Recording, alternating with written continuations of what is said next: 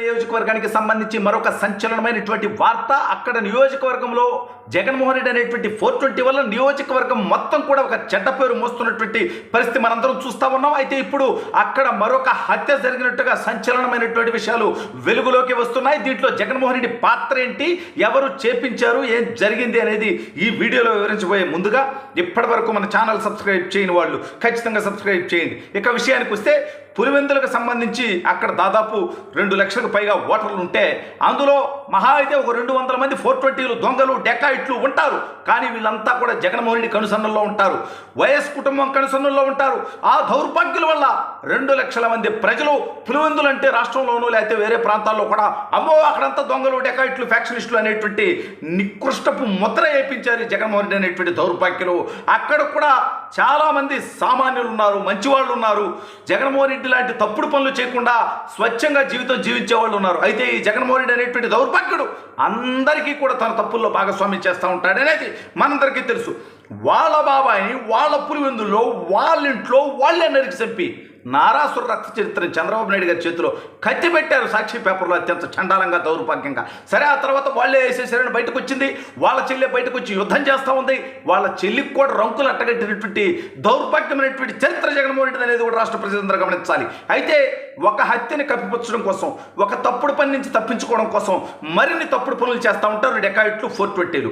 ఆ చరిత్ర, ఆ వారసత్వం జగన్మోహన్ రెడ్డికి ఉంది కాబట్టి జగన్మోహన్ రెడ్డి కూడా ఇప్పుడు మరొక హత్యలో కూడా వాళ్ళ బాబాయిని వేసేసినటువంటి కేసులో వాళ్ళ కుటుంబ సభ్యులు వాళ్ళ అవినాష్ రెడ్డి అండుకొని వేసేసారు.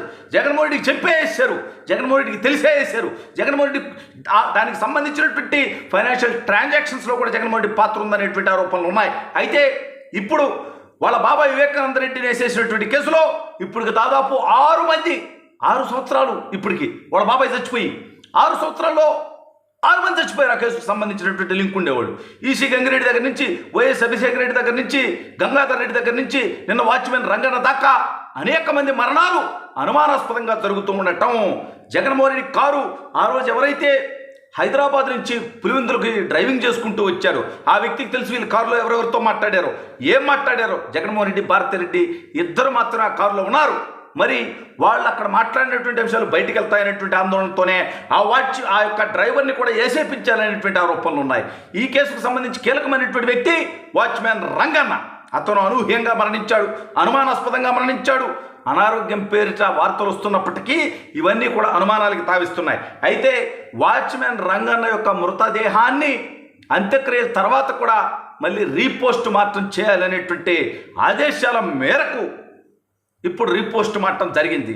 ఇందులోనే సంచలన అంశాలు వెలుగులోకి వచ్చినట్టుగా తెలుస్తూ ఉన్నాయి. ఇది కేవలం అనారోగ్యంతో జరిగినటువంటి మరణం కాదు. ఈ మరణం వెనక హత్య అనేటువంటి కుట్రకోణం కూడా ఉన్నది. కొంతమంది వ్యక్తులు తప్పించుకోవడం కోసం, అంటే ఎవరెవరైతే ఆ రాత్రి వెళ్ళారు, ఎవరెవరు ఆ హత్యలో పాల్గొన్నారనేటువంటి అంశాలన్నీ కూడా రంగన్నకి తెలిసేటువంటి పరిస్థితి. ఆ రంగన్న కొంత సమాచారం ఆల్రెడీ సిబిఐకి ఇచ్చారు.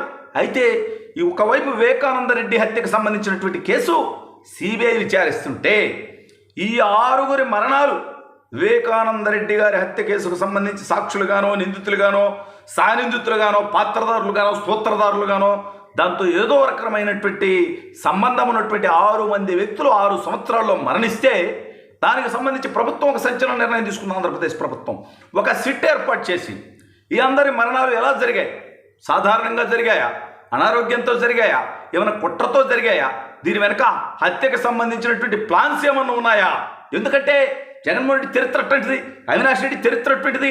జగన్మోహన్ రెడ్డి తన అంటే వీళ్ళ ఆపరేషన్ ఎలా ఉంటుందంటే ఆ రోజుల్లో పరిటాల రవీంద్ర గారిని కూడా అదేవిధంగా ఒక మొదుసీని అనేటువంటి వాడితో ఆయన్ని చంపించి, ఆ తర్వాత మొదుసీని ఓంప్రకాష్ అనేవాడితో చంపించి, ఆ తర్వాత ఓంప్రకాష్ చనిపోయాడు. అసలు వీటన్నిటికీ సూత్రధారిగా భావించేటువంటి ఏకంగా మధ్యల చెరువు సూరి కూడా మరణించడం జరిగింది. అంటే ఒక హత్య చేయటం, ఆ హత్య ఎవరైతే చేశారో వాళ్ళందరినీ కూడా మట్టుబెట్టి హత్యకు సంబంధించినటువంటి సాక్ష్యాలను తుడిచిపోయేటువంటి ప్రయత్నం ఏదైతే ఉందో గతంలో కూడా వీళ్ళకటువంటి చరిత్ర ఉంది. దాంట్లో కూడా జగన్మోహన్ రెడ్డి మీద ఆరోపణలు వచ్చాయి ఆ రోజు. ఇవాళ స్వయంగా జగన్మోహన్ రెడ్డి తల్లి చెల్లి జగన్మోహన్ రెడ్డికి దూరం అయిపోయారు. దానికి కూడా చంద్రబాబు నాయుడే కారణం అంటారు. సిగ్గు లేకుండా వైసీపీ వాళ్ళకి సిగ్గు అనేది ఉండదు. వాళ్ళ జీవితానికి, వాళ్ళ బతుకులకి అటువంటి ఆలోచన అటువంటి ఏమి ఉండవు. వాళ్ళ శరీరంలో కానీ, వాళ్ళ మనస్తత్వంలో కానీ ఏమి ఉండవు. ఎవరిని పడితే వాళ్ళని ఏది పడితే అది.